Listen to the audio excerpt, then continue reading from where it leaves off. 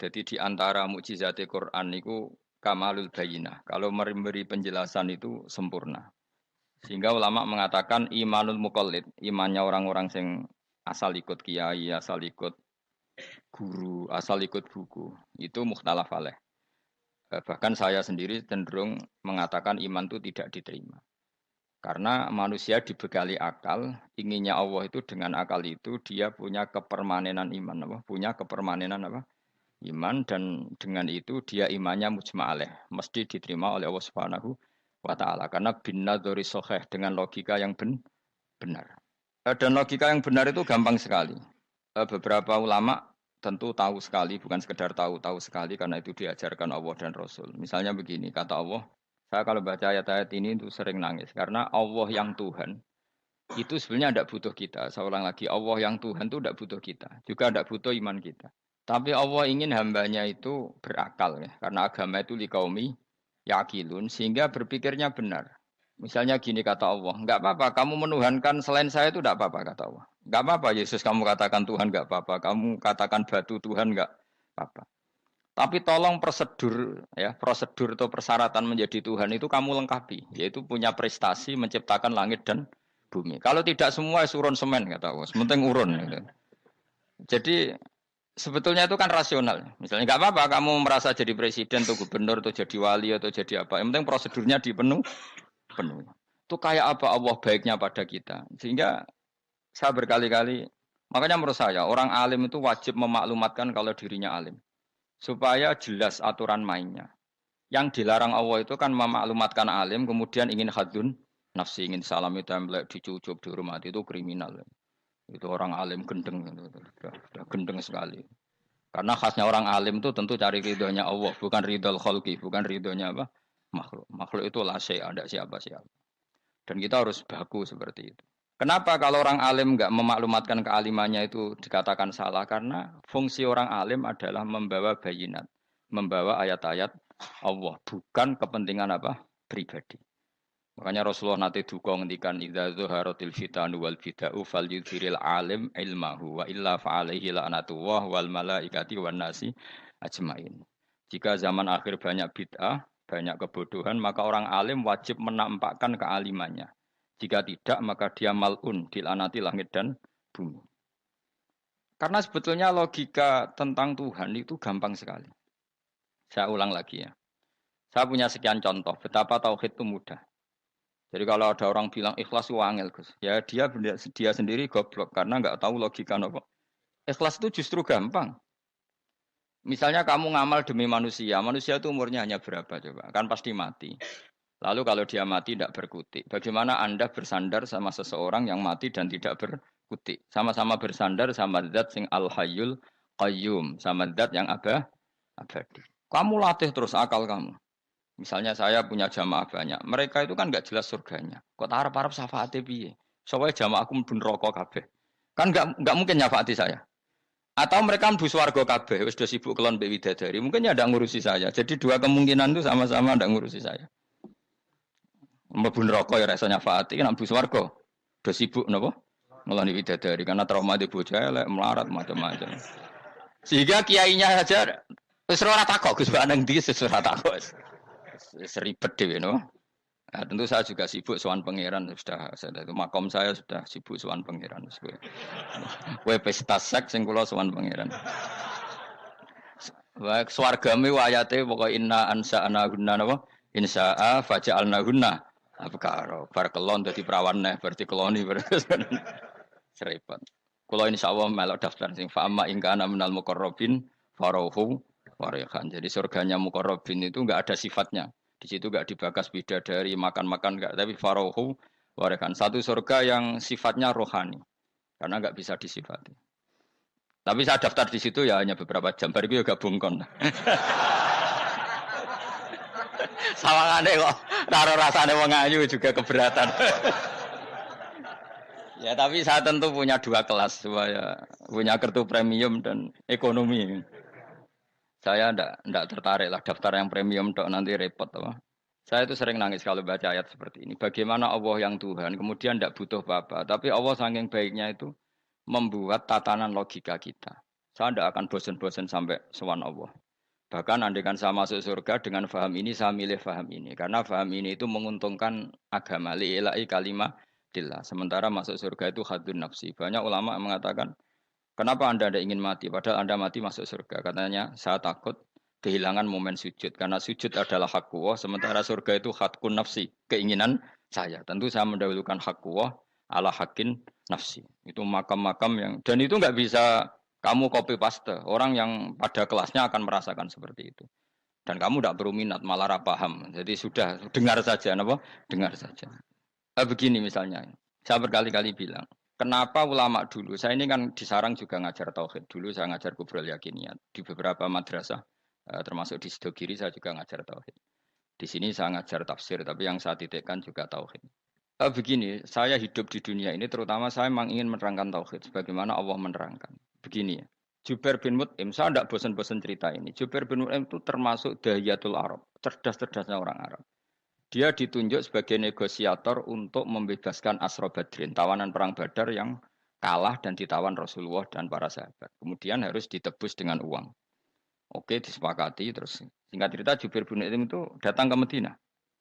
Dulu karena tidak ada hotel, tidak ada penginapan, ya memang nginepnya orang musyrik itu di masjid.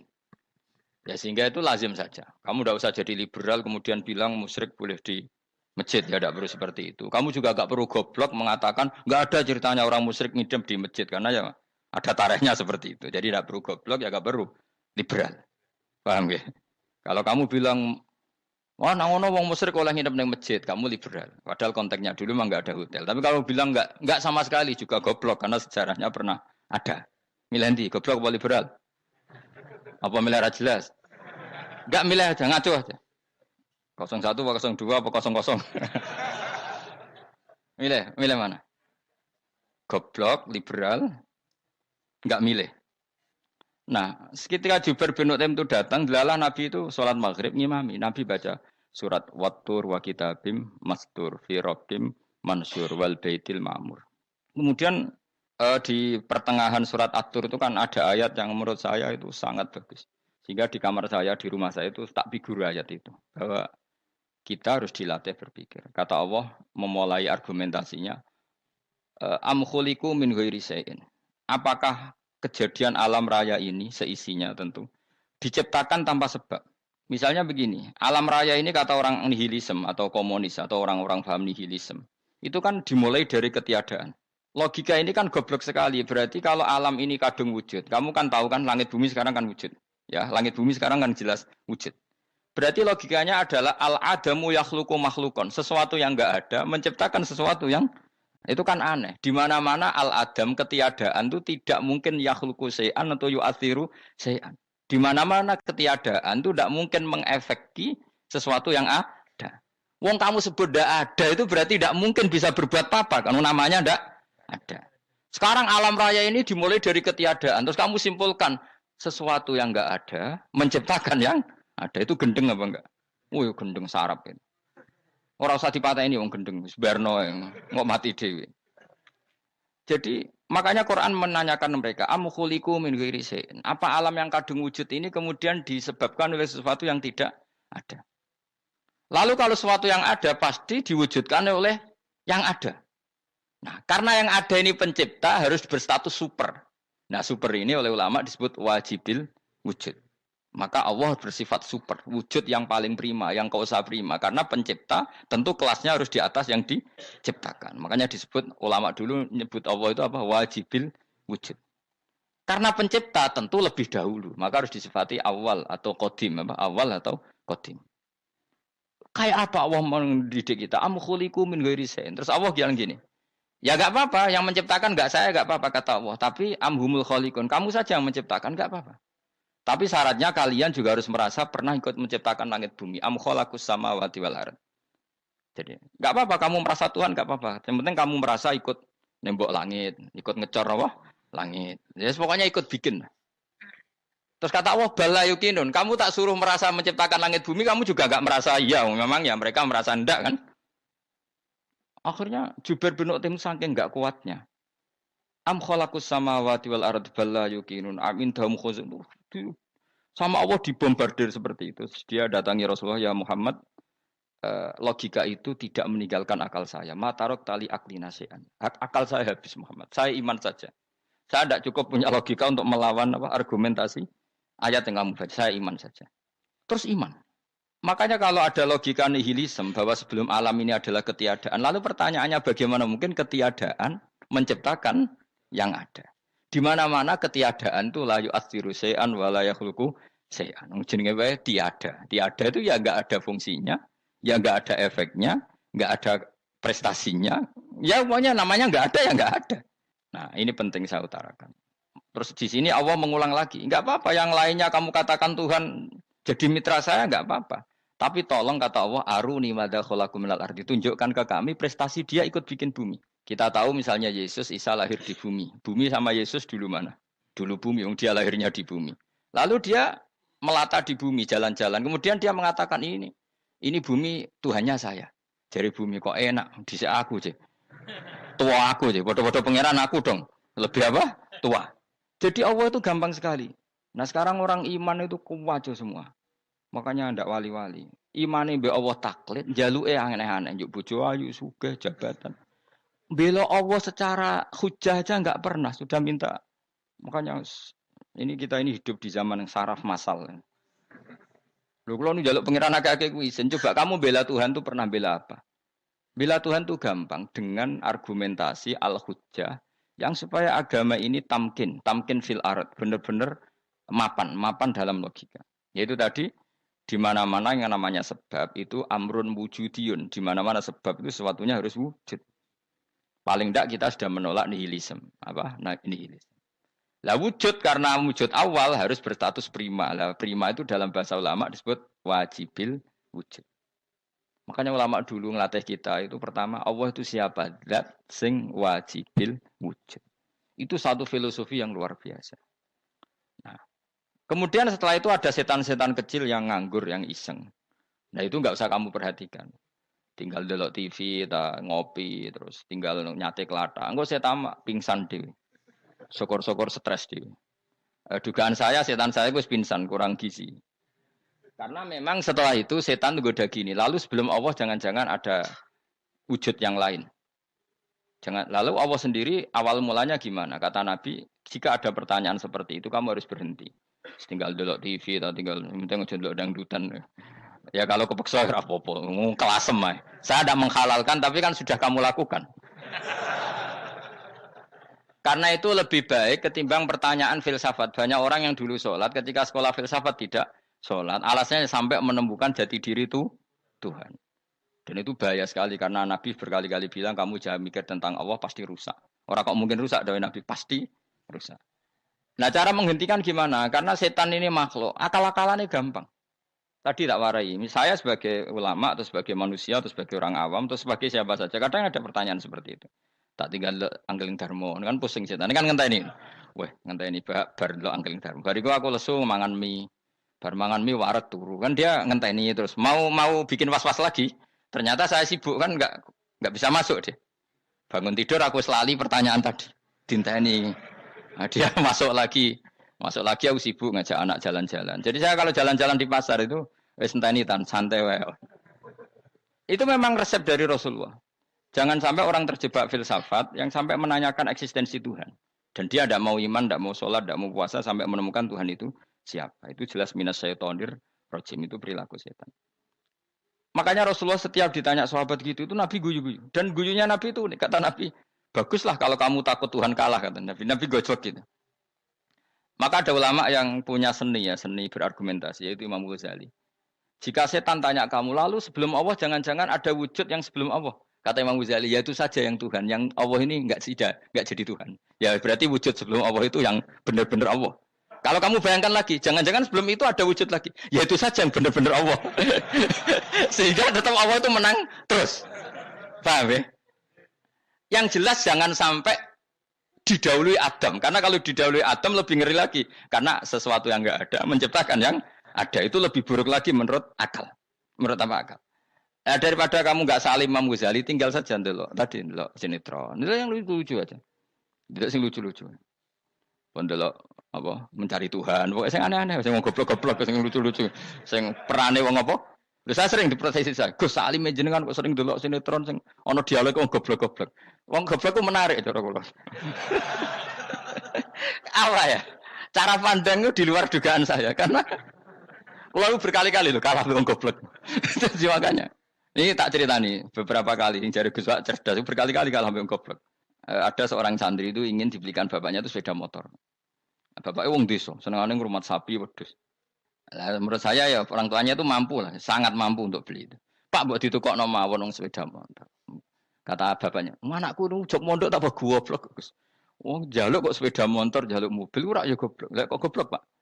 Jenenge donya iku Gus, sing lahirno donya kok sapi iku ndek anak, wedhus ndek anak jenenge donya. Di mana-mana jenenge donya sing lahirno donya. Iki donya kok mangan donya. Mergo motor iku kan tuku bensin, mobil. Iku cara dekne iku goblok Gus. Batin berarti kabeh kiai goblok perkarane tuku donya sing ngentekno donya. Cara dekne donya iku sing lahirno donya. Batin kok pinter iki batin. Untungnya saya ini ulama ya, ahli tafsir ya malu. Sebenarnya kalah itu ya malu. Tapi saya sebagai orang objektif fair, itu teori benar apa? Jadi donya itu ya sing lahirno donya. Donya kok mangan donya itu goblok. Untungnya dia dengan saya itu jaraknya 5 kilo 7 kilo karena 7 kilo. Lala dia diterkon sepeda motor, aku tetap mau kalah. Pak, nanti jalan kaki saja. Karena kalau pakai motor ini kegoblokan kata saya. Terus mendingan nih, loh Gus mau kalah tadi.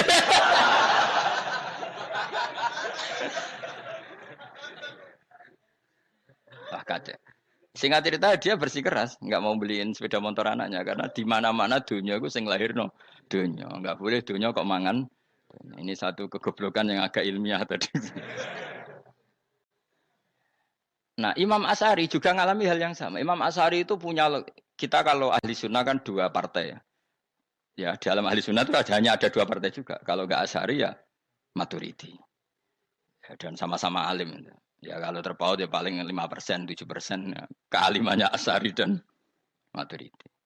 Imam Asy'ari itu bikin logika yang jelimet seperti saya sekarang ini. Logikanya jelimet tapi permanen. Jadi yang saya ajarkan tadi itu logika yang jelimet tapi apa? Permanen. Karena tadi alam raya ini kadung wujud. Kalau kadung wujud pasti pewujudnya yang menciptakan wujud pasti adalah kewujudan. Karena al-adam la yu'athiru syai'an. Di mana-mana kenihilan tidak yu'athiru syai'an. Ya sepakat ya, gampang kan? Tentu wujud ini prima disebut wajibil wujud. Lalu Imam Asy'ari itu bersikeras. Kalau imanul muqallid itu tidak diterima. Terus banyak yang keberatan ulama, tapi Nabi nyatanya yaktafi bi imanil a'rab al khalina anin nadur. Nabi nyatanya mencukupkan imannya orang-orang Bedui yang mereka itu kayaknya tidak bisa mikir. Ya, Nabi yaktafi bi imanil a'rab itu wong desa al khalina anin nadur yang mereka itu tidak bisa apa? Berpikir. Singkat cerita Imam Asy'ari survei. Coba ayo kita tanya orang-orang kampung. Ternyata kegoblokan orang kampung itu ya ilmiah, masyhur itu. Imam Asy'ari saja harus belajar dari wong awam, wong goblok-goblok. Kita kok ingin ya Badawi bima araf tarobak. Kowe kok iman be Allah itu bima araf tarobak. Lalu kamu tahu Tuhan kamu atas nama apa? Dengan logika apa? Jawabnya enak ya. Al-ba'ratu tadullu alal ba'ir wa atharul aqdam yadullu alal masir. Angger ana tletong ya ana ontane. Angger ana bekas delamaane wong ya ana sing bar liwat. Jadi misalnya ada bekas teracak anjing, berarti anjing habis liwat. Ada bekas apa ular ya berarti ular harus liwat. Ada bekas teracak manusia ya berarti manusia habis liwat. La wa hadzal alam atharun min athari qudratillah. Alam iki bekas, mesti ana sing gawe. Jadi Mas Ari pinter juga, mesti logikanya gak jelimet tapi agar ana tletong ana sapine. Ana teracake wong berarti ana sing bar liwat. Dia ngomong gampang wa asharul aqdam ya dulu alal masir. Nah, terus Imam Asy'ari habis itu ngendikan, ya sudahlah dengan logika apa saja. Meskipun karena zori hadal Arabi sebagaimana cara berpikir Bedui ini, sementing ada nazar. Apa ada nazar. Ya nazar apa saja. Misalnya orang ahli matematika mungkin bilang angka dimulai dari 1. 0 itu akal-akalane Khawarizm. Mergo ini kebingungan nulis 10. Tapi tetap angka itu dimulai dari 1. Kalau misalnya 1 untuk mecah kesulitan ya harus dimulai 0,1. Tidak bisa 0 tok. Jadi 0 dulu itu untuk mematahkan kalau jumlah itu tidak sampai 1. Tapi faktanya jumlah itu kan pasti satu karena dimulai dari wajibil wujud. Khawarizm itu ya pinter matematika. Saya juga punya ilmu hisamnya Khawarizm. Itu kan dia karena kebingungan angka pecah. Misalnya 1 tidak sampai 2. Mau tidak mau harus ditulis 1,5 misalnya. Paham ya? Lalu kalau sebelum 1, tetap dia harus 0,5. Lalu hakikat 0,5 itu kan bagian dari wujud apa bagian dari Adam? Tetap bagian dari wujud. Jadi 0,5 itu kan khayal kuliah. Tak warai ya. Mungkin saya ada ahli matematika ala wong kampus, tapi saya tahu Kang, ala Islam itu lebih gampang. Misalnya gini, sesuatu itu kadung kamu putuskan itu satuannya 1. Tentu ketika separuh kamu katakan baru separuh. Tapi sebetulnya ketika satuan itu kamu katakan 10, yang separuh itu sudah 5. Itu kan terserah sing bagi, no? Terserah sing bagi. Ya iya dong, misalnya 1 juta,5, 5-nya artinya apa coba? 500.000 kan. Sekarang kalau 100.000, 5,5-nya jadi berapa? 50. Kalau 1,5 jadi. Nah itu kan terserah satuannya apa?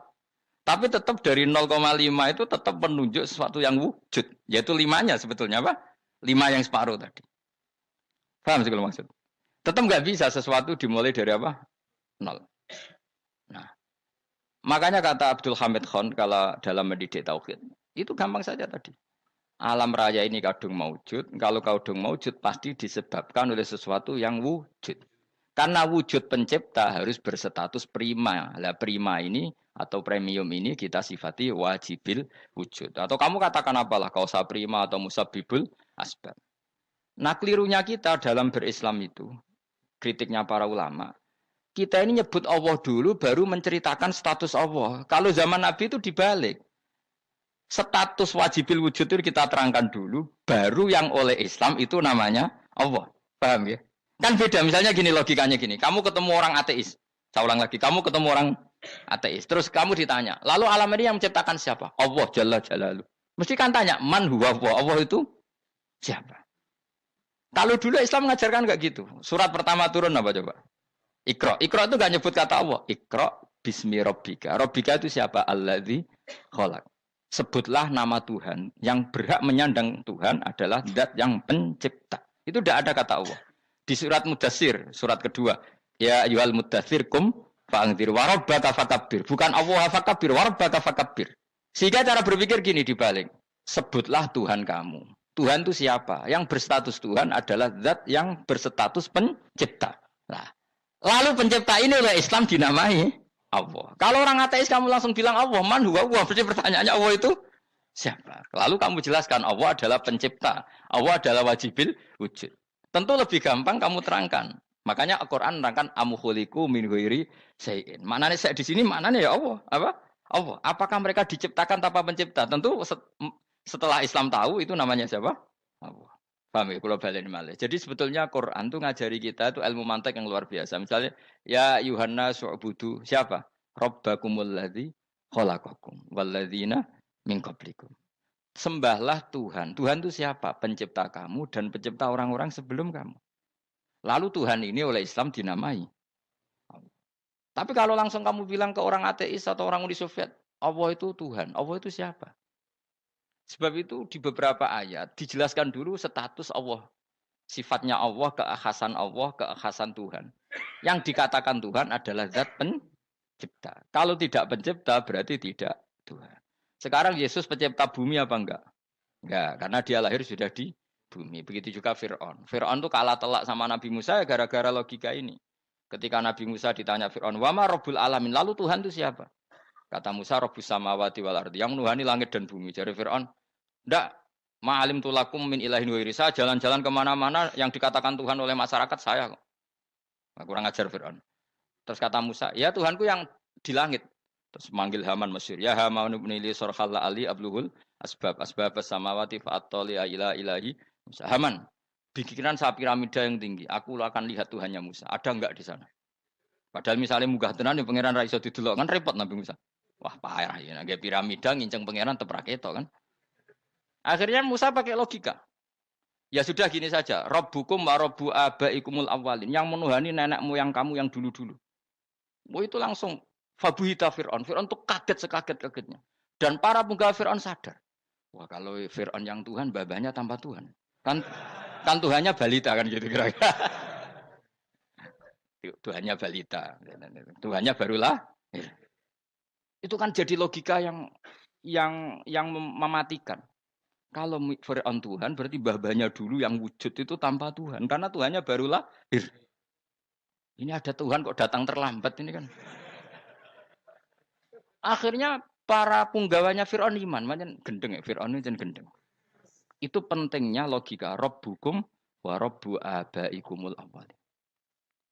Nah sekarang orang tuh nggak belajar logika. Iman bi Allah orang mantep ning ati, ijek iso diguncang setan, jalukane wis aneh-aneh. Jaluk swarga, jaluk gak mutu cara. Gak mutu. Makanya banyak wali kalau ditanya, kamu masuk surga sama sholat milih mana? Milih sholat. Kenapa milih sholat? Di surga itu demi khadun nafsi saya, poya saya. Tapi kalau saya sholat itu untuk hakku. Saya sebagai hamba, identitas kesejatian saya adalah menghamba. Soal nanti Allah bikin bonus surga silahkan. Maka sebenarnya masuk surga itu ada urutannya. Sebagai orang alim saya urutannya adalah berkampanye sesering-seringnya membuat logika supaya orang mudah ke Allah dan Rasul. Makanya di Quran tuh gak ada orang disuruh masuk surga dulu itu ya Tuhan nafsul mutmainnah irji'i ila rabbiki. Kamu kembali ke Tuhan kamu dulu. Bahwa kamu makhluk yang butuh Tuhan. Fadkhuli fi ibadi. Kamu masuklah berstatus hamba dulu. Kesestatusan Anda sebagai hamba ini matangkan dulu. Bahwa saya ini hamba. Dibuktikan dengan suka sujud, suka ngamal, suka sedekah, suka tawadhu. Saya sebagai orang alim sebenarnya gak suka mulang. Karena takut. Nak kue pinter kok nyaingi aku, nak goblok sawangannya metodeku gagal. Kan dua-duanya ini merugikan saya sebetulnya.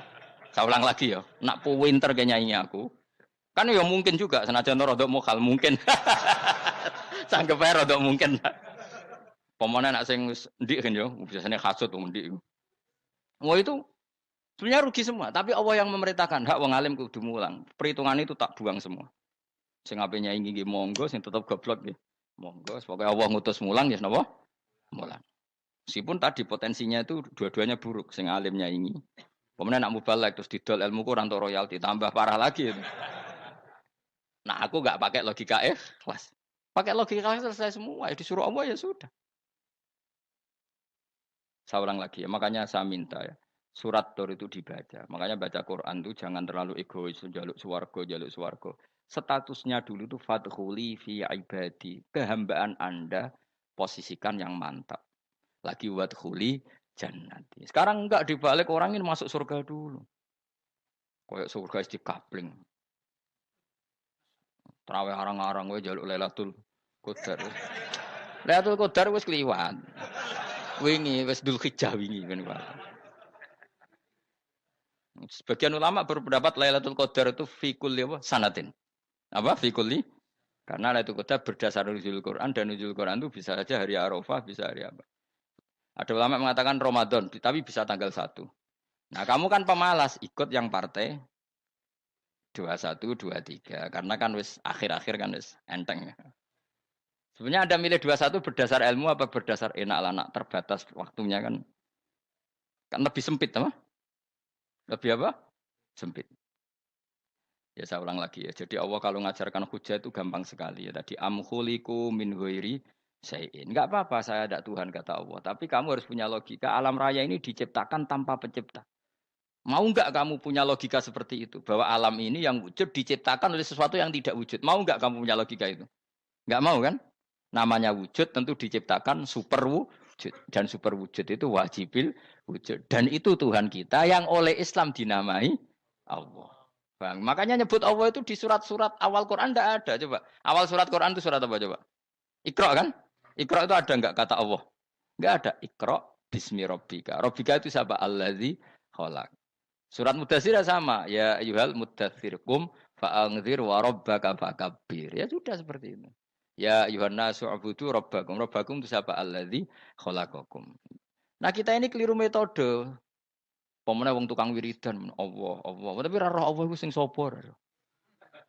Ya dia Allah. Dia nyifati Allah mau sing ngekei swarga, sing ngekei dhuwit, sing ngekei widadari. Jadi Allah disifati sesuai selera yang menguntungkan dia. Bahwa Allah ini yang ngampuni saya, kemudian saya masuk surga, kemudian ngeloni widadari. Makanya kalau dia jadi wali tak demo. Tak laporkan MK. Tak suluh. Karena ini wali pecundang. Bagaimana mungkin calon wali pikirannya khadun nafsi? Kalau ulama agak gitu, mendikan Allah itu zat paling penting di dunia. Maka akan saya maklumatkan di dunia bahwa orang kembali ke Allah. Caranya gimana? Akan saya kenalkan Allah lewat logika. Caranya apa? Kita sifati wajibil wujud. Kita sifati rabbukum wa rabbu abaikumul awalin. Dengan sifat-sifat yang semuanya mengarah ke dikjayaan Allah Subhanahu wa taala. Iku jenenge kowe bener-bener ulama. Iku disebut bal wa ayatum bayyinatun fi suduril ladzina utul ilm. Makanya ulama itu orang yang luar biasa sampai disebut innama yakhshawaha min ibadihil ulama. Ahli ibadah itu rapati wedi pangeran. Masih wiridan istighfar nangis rapati wedi pangeran, gayane tok nangis. Karena sebenarnya dia nangis wedi ra mlebu swarga.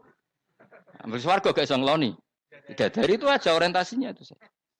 Makanya benar Kanjeng Nabi nak gojlok orang alim satu itu lebih utama dibanding 1000 ahli ibadah. Bahkan Nabi pernah ngendikan sangat ekstrim. Fadlul alim alal abid kafadli ala adnakum kata Nabi. Keutamaan orang alim dibanding ahli ibadah itu sebagaimana kelas saya kata Nabi dibanding kelas terendah kalian. Padahal Nabi dengan Abu Bakar saja jaraknya sangat jauh. Itu kata Nabi fadlul alim alal abid kafadli ala adnakum.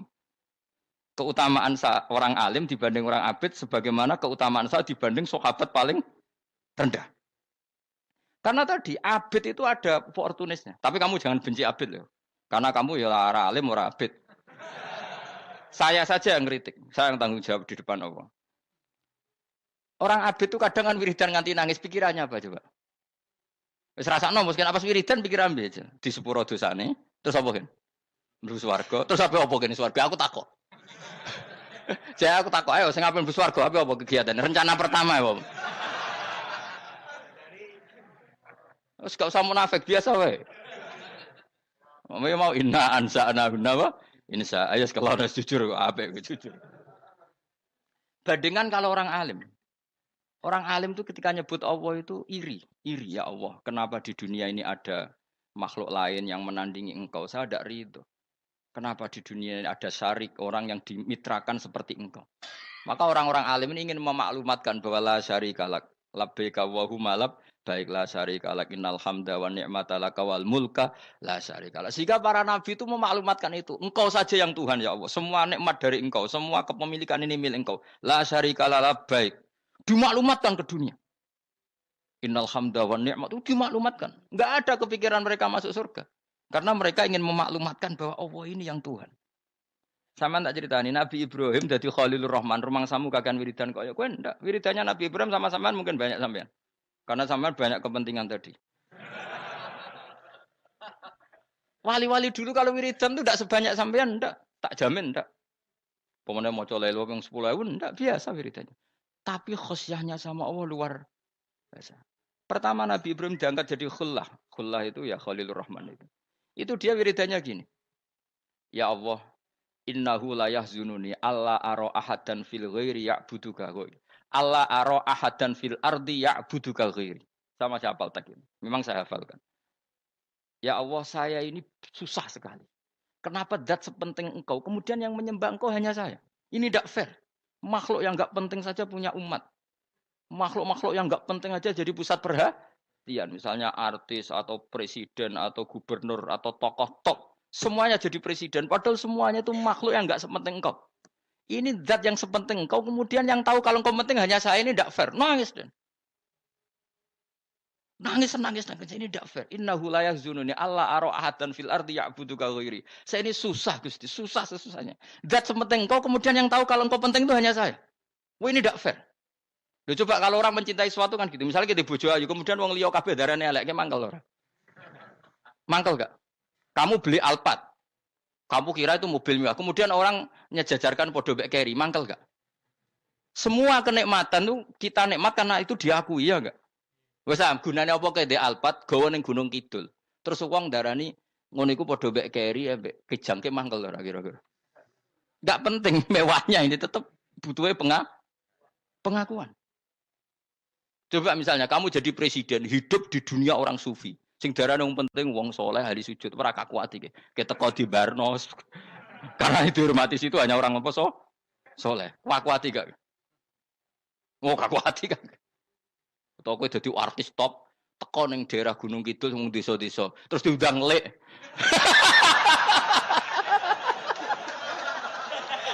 Oh mangkel kae. Le bayangno.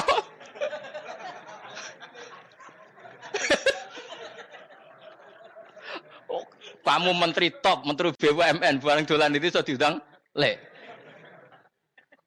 Mados walang lek ngono. Oh semua kan. Karena orang keren itu butuh pengakuan apa? Wes misalnya di bojo ayu terus wong liya kabeh darane elek ki mangkel gak? Sebetulnya orang merasa nikmat itu karena pengakuan. Bayangkan andekan orang itu melihat Alphard itu tidak wow. Orang punya Alphard gagah enggak? Oh enggak gagah. Kalau orang lain enggak bilang apa? Oh. Ya mau misalnya digoning desa terus orang desa nganggap kamu model tepak terus saya mau badhe numpang wedhus kula angsal Pak. Kagak hati. Habis kan. Makanya branded itu harus dimaklumatkan. Nah, itu bayangkan Nabi Ibrahim.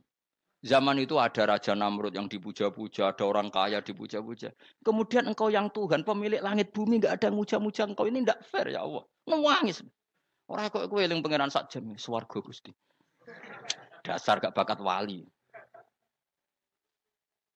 Terus saya itu pernah kangen Nabi Ibrahim itu sampai nangis dan itu saya tidak berdoa. Semua yang terkait Nabi Ibrahim itu saya baca. Mulai surat Quran, tafsir tentang Ibrahim. Dan sampai saya di Kudiro di Takdir Allah pernah ziarah ke makamnya Nabi Ibrahim. Itu saya hampir nggak pernah doa. Saya isek.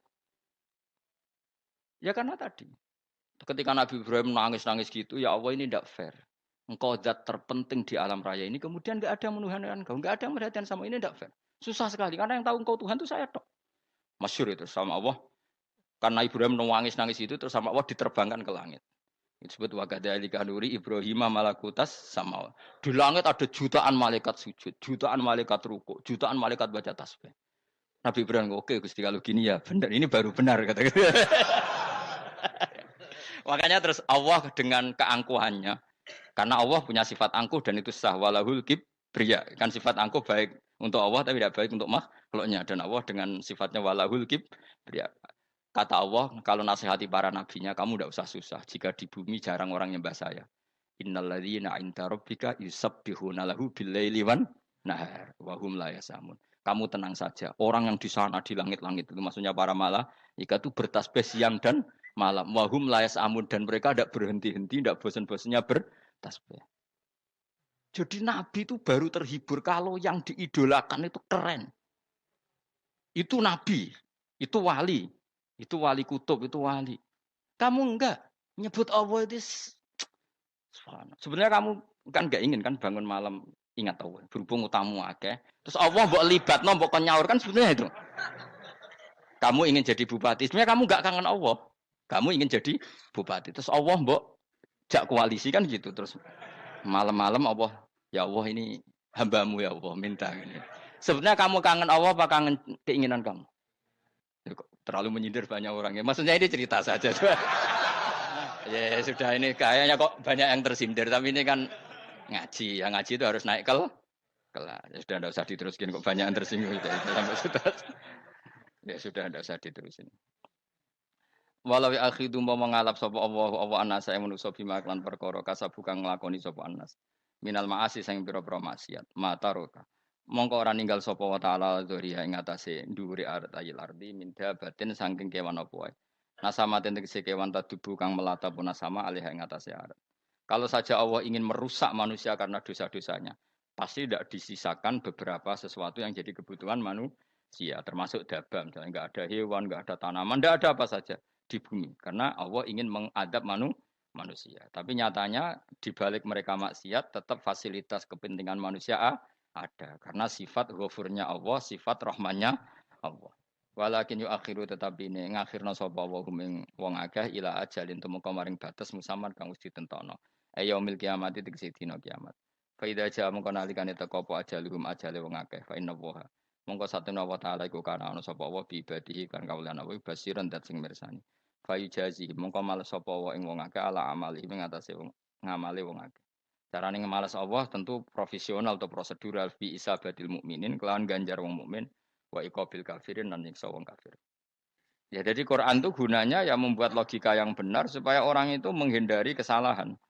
Jadi menakut-nakuti itu kalau nggak harus tentang neraka, takut dari kesalahan, takut dari kebodohan. Kan kita juga takut kan punya pemimpin yang salah, takut punya kasus, takut kepleset. Ketakutan tidak harus dari neraka. Makanya saya berkali-kali bilang, saya sering dulu dinasihati Mbah Mun, hak, enak kepen alim, ojo sering mau tafsir, mari goblok dari Mbah Mun.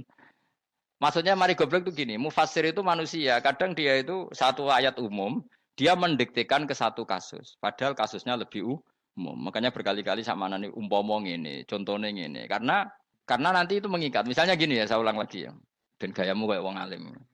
Coba andekan kapasitas Anda itu RT, minta jadi presiden, itu ngelama apa doa? Tidak jawab saja. Ngelama. Jatah kamu untuk azab, kok jaluk Lailatul Qadar, itu ngelama apa Anda? Mestinya jalukmu orang untuk azab, itu bagus sih. Paham ya? Banyak ulama diajak istisqa gak mau. Banyak itu ulama. Ayo istisqa kita karena sudah lama gak hujan. Kata ulama tadi. Jatah kita ini kena hujan batu dari langit. Gak hujan batu sudah bagus. Gak usah minta. Ulama macam-macam. Lah rai-rai ngene iki pantese untuk Lailatul Qadar untuk adab ayo jawab. Orang untuk adab wis bagus. Yo dadi dongane ya Allah. Ampun jenengan siksa la tu'a khidna. La tu'a khidna maknane njuk Lailatul Qadar mbok ora disiksa. Ya makam kita itu masih Rabbana la tu'akhidna.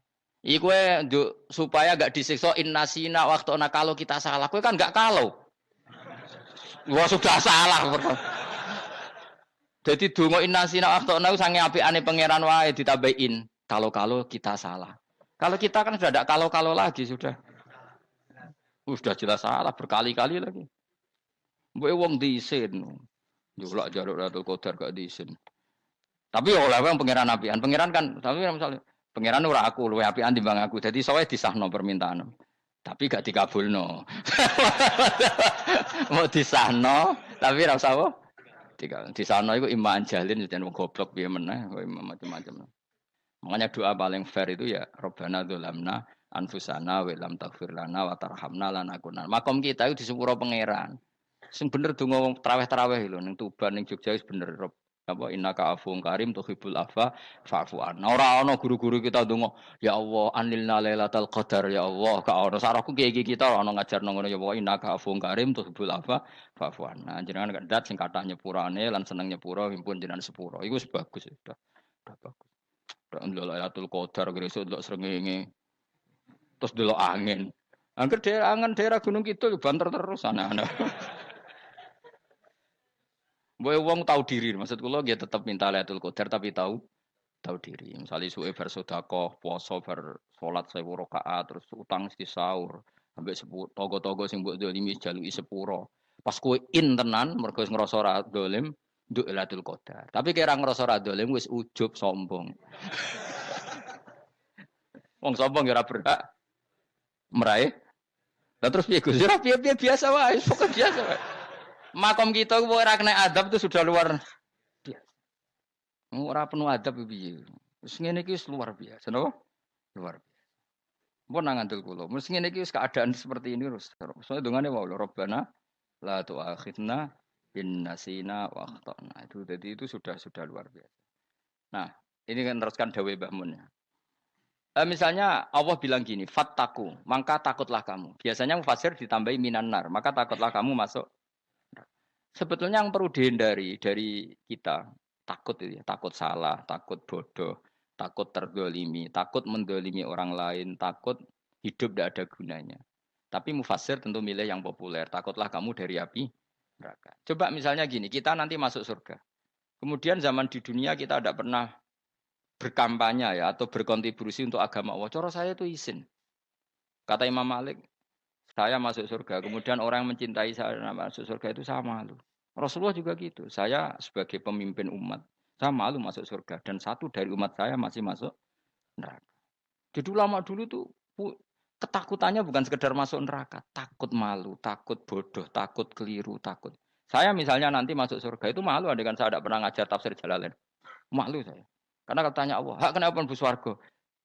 Terus diberi swargo. Tapi kalau pernah baca tafsir Jalalain kan anak keren nih. Keren artinya saya pernah mengkampanyekan Quran, pernah mengkhidmati Quran, pernah ngitmai kitab engkau ya Allah. Saya pernah ngitmai umatnya Rasulullah, yaitu sampean kabeh. Pernah mulang, pernah sowan. Saya tiap bulan sowan jenengan gak sopan tapi. Mulane kira usah bales sowan rono malah ganggu aneh-aneh. Kadang santri yo pidol, wis diulang cek sowan. Orang tuh kiai kalau sudah di rumah tuh milik keluarga biar fair. Bermulang cek assalamualaikum. Terus kiai ini kagok keluargane ku kapan? Boyo mikir bocah ora karu-karuan. Jadi seneng ya di ilmoni, napa seneng ya di ilmoni. Saya ulang lagi ya. Nah, kata yang ditafsir itu sering tidak mengikat. Makanya kata Mbah Mun, baca tafsir itu dikurangi. Maksudnya dikurangi itu bukan apa-apa. Maksudnya tadi kalimat yang ditafsir itu tidak mengikat. Yang mengikat itu yang kalimat di Quran. Nah, kalimat Quran itu umum, napa? Misalnya gini, Allah kalau gini, ikdilu, kamu harus berbuat adil. Lalu adil itu misalnya mufasir menafsiri, tak adil itu menyamakan di antara dua orang konflik. Misalnya di MK 01 dan 02 dianggap sama, itu namanya adil. Itu kan dawe mufasir. Atau misalnya gini, Allah bilang gini ke saya, hak kan ada di kiai sing adil. Terus adil ditafsiri orang, adil itu menyamakan sesama murid, haknya sama. Nah, tapi bisa saja adil itu di luar itu semua. Misalnya gini, ternyata adil menurut Allah gini. Adil maknanya seimbang, apa? Adil itu maknanya apa? Seimbang. Lalu keseimbangan seorang hamba adalah dia ingat Allah lebih banyak. Karena ini bandul yang benar-benar nyata. Allah itu nikmatnya nyata. Sehingga ketika saya sebagai orang alim ingat saya alim itu karena Allah, dikasih ilmu Allah, dikasih cerdas Allah, dikasih semuanya dari Allah. Sehingga saya itu tidak merasa kumuluhur pada kalian karena semua ini dari Allah. Kemudian Allah sendiri yang memerintahkan, kamu harus mengajar. Maka saya ada Arab-Arab salam template sampeyan, penghormatan sampeyan, apresiasi sampeyan karena saya hubungannya hanya dengan Allah Subhanahu wa Ta'ala. Itu namanya adil, meletakkan sesuatu proporsional. Itu juga adil namanya. Makanya seseorang itu enggak bisa dikatakan abid selagi belum tahu kalau ibadahnya minallah. Jadi misalnya ke ibadah tok. Ternyata kamu yakin itu ibadah kamu, amal kamu itu belum abid. Abid hakikat adalah alhamdulillah alladzi hadana li hada wa ma kunna linahtadiya laula anda tahu. Ketika kita sujud yakin ya Allah alhamdulillah jenengan menakdir saya sujud. Saya sholat alhamdulillah engkau menakdir saya sholat. Sehingga minallah dulu pikiran itu semua kebesaran kemendahan ini minallah dulu. Baru setelah minallah kita yakin billah. Setelah billah juga yakin ilallah. Misalnya gini Allah itu. Setelah saya ngajar tafsir Jalalain, kepentingan saya satu. Hamba-hambanya Allah menjadi tambah mencintai Allah. Tidak mencintai saya. Enggak penting sampean mencintai saya. Makanya Imam Syafi'i tiap ngajar bilang begini. Wadittu annal khalqa ta'allamu hadal ilma wala yahmadunani. Saya senang kalau kalian belajar fikih sama saya. Tapi kamu tidak usah muji saya. Jadikan fikih ini alat taqarrub kamu kepada Allah. Itu namanya minallah wa ilallah. Itu adil. Tapi adil yang dijelaskan ulama beda-beda tadi. Ada mengatakan adil adalah proporsional antara murid, antara keluarga dan murid. Meskipun kamu senang mulang, jangan merantarkan keluarga. Itu tidak adil. Itu kan versi, no? Maksudnya Mbah Mun, kamu jangan terjebak versi-versi dalam tafsir. Paham ya? Karena Allah hanya ngendikan i'dilu wa aqrabu. Paham ya? Tapi kan penjelasan adil ini orang versi. Paham ya? Ada yang nulis adil adalah meskipun mimpin masyarakat ya ingat keluarga. Karena sing tukang wayo oleh nafsir adil, adil adalah karena laki tidak cukup istri satu, maka ya kan yo repot kan. Tapi kalau kadung istrinya 3 atau 4, adil adalah harinya sama meskipun janda dan perawan. Jari sing lanang gak adil adalah proporsional. Sing wis suwi dikumpuli, dikurangi.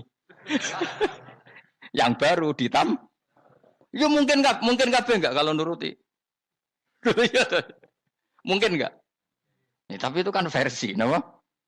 Maka kata Mbak Mun itu memang saya itu merasakan, saya sebagai mufasir merasakan memang saya kan sering baca Jalalain beda dengan tafsir Munir, nanti beda dengan tafsir Qurtubi. Saya beri contoh misalnya. Dan kamu pasti salah jawab ini. Kalau kamu benar berarti ya alim tenan. Wa idza darabtum fil ardi falaysa 'alaikum junahun an taqsuru binas shalah. Orang kalau pergi itu boleh enggak ngosor salat? Enggak, jawab saja. Boleh kan? Ngosor salat itu apa? Misalnya sholat asar 4 jadi berapa? 2. Kalau isya jadi 2. Kalau subuh? Enggak, sudah maju lah. Maghrib? Enggak, kan yang bisa dikosor hanya berapa? Yang rubaiyah, yang apa? Berarti kamu yakin? Antak suruh minas sholat artinya 4 jadi 2, yakin? Ndak jawab saja. Yakin. Nah itu termasuk orang pinter ya. Berarti ilmu lagi sak trip. Ya. Sebetulnya kata Imam Qurtubi enggak. Ayat itu kan hanya bilang gini, kalau kamu bepergian maka kamu boleh menyendak sholat. Qasru itu memotong. Dari aturan yang dulu 4 menjadi 2. Sebetulnya ada hanya itu tok. Aturan tidak boleh membawa najis menjadi boleh. Aturan harus tumak ninah menjadi tidak harus tumak ninah. Misalnya kamu sholat dalam keadaan perang. Wajib tumak ninah apa boleh sambil lari-lari? Boleh sambil lari-lari. Boleh gak ketika perang kamu sholat sambil menghadap tidak ke kiblat? Boleh. Makanya antak suruh minas sholat maknanya apa? Jika kamu pergi, maka dalam konteks itu kan perang ya. Ayat itu memang konteksnya perang. In khiftum ayyaftinakumul ladzina kafar. Jika kamu dalam keadaan perang, maka boleh memangkas apa yang pernah wajib dalam aturan sholat. Paham ya? 4 menjadi 2. Keharusan menghadap kiblat menjadi tidak wajib. Membawa najis sholat sah enggak? Enggak kan? Tapi kalau dalam perang, kemudian pedang kamu ada najisnya, boleh dibawa enggak? Boleh. Jadi maknanya taksuru a'ammu min ayakuna qasra sholat wa a'ammu min ayakuna wajibati sholat yang sekarang enggak wajib. Semua itu namanya juga meringkas kewajiban. Berarti nak mana nih, Bi? Jika kamu dalam keadaan perang, maka boleh memangkas sesuatu yang dulu wajib menjadi tidak wajib. Yang dulu haram menjadi boleh. Tapi mufassir menyontohkan qasru sholat hanya 4 menjadi 2. Dong ya? Oh ya, nangke alim ngono tenan wis dokter tafsir sah. Engko tak iku sudah dhewe. Tapi ora perlu orang lain ngakui. Jadi itu contoh kecil. Jadi mufassir karena kebetulan dia tahunya hanya qasru sholat itu 4 jadi 2, dia itu. Padahal di tafsir lain diterangkan qasru itu artinya menyingkat atau mencendak atau memangkas. Dulu wajibnya sholat itu nggak boleh bawa sesuatu yang najis. Tapi kalau sholat dalam keadaan perang dan pedang kamu ada darahnya, boleh nggak dibawa? Boleh. Bahkan Allah menyuruh dibawa. Dan boleh nggak madhep kiblat. Fa in khiftum farijalan auruk banat lagi faida amintum fadhkurullaha kama allamakum. Ketika keadaan aman baru sholat sesuai standar. Nah berarti kan ada qasru sholat, ada pemangkasan aturan sholat. Kayak misalnya begini. Dalam keadaan normal, boleh nggak kamu motong pohon pisangnya tetangga tanpa izin? Nggak boleh kan? Tapi misalnya ada banjir bandang, kemudian kamu bisa selamat kalau motong itu. Wajib izin apa malah haram izin? Haram izin, harus kamu langsung potong. Karena kalau tanpa begitu kamu dan yang punya wajib meridhoi. Kalau nggak meridhoi disalahkan syarak malah. Paham ya? Jadi ini penyolongan yang wajib. Tapi tak sebab potong kayak ngelangihin, terus gedangnya mbok pangan, itu berlebihan. Karena Allah memaklumi hanya untuk ngelangi. Jebule wis menisan lah itu di luar izin syariat apa? Di luar izin syariat. Itu melampaui batas itu. Syaratnya boleh itu ghairu baghiw wala adfamani turra itu darurat syaratnya ghairu baghiw wala dan tidak boleh melebihi batas. Ora ape ngetok gedangnya jupuk sik. Sing mateng dipangan terus diketok. Ora oleh. Paham jelas ya. Makanya kalau ngaji tafsir ya saya kan berkali-kali ada makna di tafsir Imam Suyuti saya tambahi umpamanya ini. Maksudnya umpama itu supaya contoh itu tidak mengikat. Jadi yang disebut beliau itu satu dari sekian potensi ribuan contoh. Ya kayak tadi misalnya antak suruh minas sholah. Itu umumnya ulama membayangkan qasru sholat yang 4 jadi 2. Padahal enggak, maknanya meringkas aturan dari wajib menjadi tidak wajib. Bahkan sebagian aturan itu dikatakan haram, tidak haram. Itu tadi misalnya bawa najis atau teman kamu mau dibaca orang kafir, terus kamu bilang, hei hati-hati, itu tidak batal kalau dalam sholat siddatil khauf. Paham ya? Jelas? Semaju lah. Malam terlikur, lelatul. Aku wis gumen mbek wong-wong itu. Bingung ora ilmune wong-wong. Ma ungzira abahum elam yung daru tegese ora den kei wedi sapa ngangge fi zamanil fatrah ing dalam zaman fatrah. Ya sama seperti ini. Orang tidak mendapat ingzar itu fi zamanil fatrah, zaman enggak ada rasul. Tentu tidak hanya itu tok. Ada rasul tapi orang itu jauh dari komunitas ulama. Itu juga termasuk orang yang tidak mengalami ingzar. Jadi tidak mengalami ingzar bisa di zaman fatrah atau sudah ada rasul tapi dia jauh dari ulama atau jauh dari komunitas Islam. Itu juga komunitas yang tidak mengalami ingzar. Fahum mongko te wong akeh kaum iku ghafilun lali kabehane imani sing iman parustilan bener. Ya, contoh paling gampang itu nak dawe yai mesti bener itu loh. Kalau kamu ngaji tafsir Jalalain ya Yuhanna subudu robbakum. An-nasu biasanya tafsirkan kufaru Mekah. Kenapa? Padahal di situ nas semua manusia apa kafir Mekah? Semua manusia. Cuma kontak dulu karena Nabi orang Mekah dan zaman itu yang diberi peringatan orang Mekah, Imam Suyuti bilang kufaru Mekah. Lah seperti itu kufaru Mekah mengikat apa enggak? Enggak kan? Enggak, karena yang dituruni Quran yo kafatal linnas. Tapi ya Yonasu di Jalalain sering ditulis apa? Kufaru Mekah. Nah, seperti itu tidak mengikat. Itu contoh saja, Pak. Contoh saja dalam konteks zaman itu. Paham ya? Jadi banyak, makanya tafsir itu sebenarnya enggak ngikat. Ya tapi yang ngomong gitu harus orang alim. Kalau kamu yang ngomong malah kacau. Kemudian ngomong sombong. Maksudnya kan manusia, saya juga manusia. Ngapain saya harus ikut? Ya sarap itu. Iku ora wis sombong saraf, no? Wis sombong saraf. Lakot hakko teman-teman fahum, lakot hakko teman-teman nyata apa alqaulu apa titah, wajib tegese wajib manane nyata ala aksarihim. Ing atase akeh-akeh wong akeh bil adab. Lakot hakko teman-teman dadi nyata apa alqaulu apa titah anane azab. Wajib tegese wajib apa adab ala aksarihim bil adab, fahum mongko te wong akeh la yuminuna ora iman sapa wong akeh. Il aksaru tegese ute akeh wong ora iman. Zaman niku Mas. Ya, maksudnya zaman itu. Tapi jengben nggih mboten ngerti. Tapi mungkin batu Isa itu semua orang iman, tapi ya banyak yang setelah iman itu tidak bermanfaat lagi karena wis napa matahari terbit dari napa barat. Hina la yanfa'u nafsan imanuha lam takun amanat min qabl. Inna saat temen ingsun ujal naga ingsun fi anaqihim. Ing dalam gulu-gulune wong akeh tak gawe aghlalan ing belenggu. Bi ayu dhamma gambar bi antu dhamma gambar sento dewi kumpulno ilaha maring anak apa alai di tangan. Di anal gila karon saat meneh gil iku yajma'u iso ngumpulno apa gil al yada ing tangan kal unuk maring geger maring napa gulu guri lho jenenge unuk. Wong Arab nak darani kene iku unuk, nak darani kene iku nakher. Ya jare wong Arab, ya kene iki unuk, kene iki nakher. Lah gulun niku ngeten, tangan didakok teng napa? Napa? Gulu. Napa jenenge cidok niku cidokne. Sing guri-guri. Faya mengko te tangan il aidi kumas muatun ting kumpulno ilal atqoni maring dagu. Niki lho jenenge dagu. Jam udzakonin wa ya mustama ulahyan. Kumpule dua dagu atau dua wang nek jomanan. Fahum mongko te wong akeh mukmahuna iku dadi bunder sapa wong akeh. Manane rafiuna ngangkat wong akeh ruusaum ing sirahe wong akeh. Lastatiuna ora iso mampu sapa wong akeh khodaha ing ngendekno ruus. Menan dhewe maksudi wa ta iki mutamsilun mu bayangan, mu tamsil gambaran. Mulane kula gumun mbek ulama riyen. Tak contohno ya, nak ulama dhisik ku top. Wong dhisik nak darani bun neraka digludungno. Wong kafir sok ben digludungno ning neraka. Iku ya pancen ngalim tenan wong dhisik. Mergo gambarane ngene, ora usah mbok praktekno sok ben, praktekno saiki wae. Nak praktekno sok ben kowe sok ben mlebu neraka. Dadi ngeten, wong nak lungguh ngene, wong Arab nak darani iki ason-ason. Terus ngeten. Ngeten. Niki kan niki jenenge apa? Dengkul. Dengkul itu kena dagu, terus tangan kena cidok. Dadi ngeten. Jadi wong wis dalam keadaan bunder. Paham ya?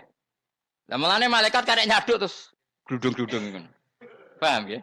Jadi mergo yo napa? Dengkul nemplek dagu, paham ya? Tangan nemplek cidok. Terus ditaleni. Paham ya? Terus ya karek gludung dong, mulane wong kuno nak dene bun neraka iku. Oke bayangno saiki sok ben ra usah, gak usah mlebu maksudnya, paham ya? Mulane ape mlayu ora iso, wis posisi ngono, paham ya? Sebenarnya rasa delok, maksudnya itu praktekno saiki. Orang delok lho. Lah dawuh Imam Suyuti wal muradu te kang den kersakno iku annahum sak temne wong akeh la anu nek ora tunduk sapa wong akeh lil imani maring iman. Wala faduna nek ora tunduk sapa wong akeh ora ndilukno ru'usahum ing sira wong akeh lahu krana iman. Iki tapi dawuh Imam Suyuti. Tentu tidak semua ulama sependapat. Jadi cara Imam Suyuti semua yang dikatakan Quran ini muktamsil. Artinya mereka tidak tunduk, maknanya tidak menerima iman.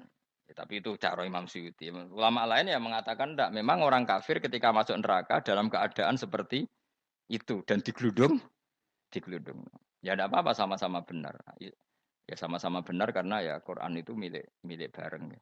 Milik bersama. Jadi apa ya? Kan banyak kalimat kayak tadi mengkosor solat, meringkas solat.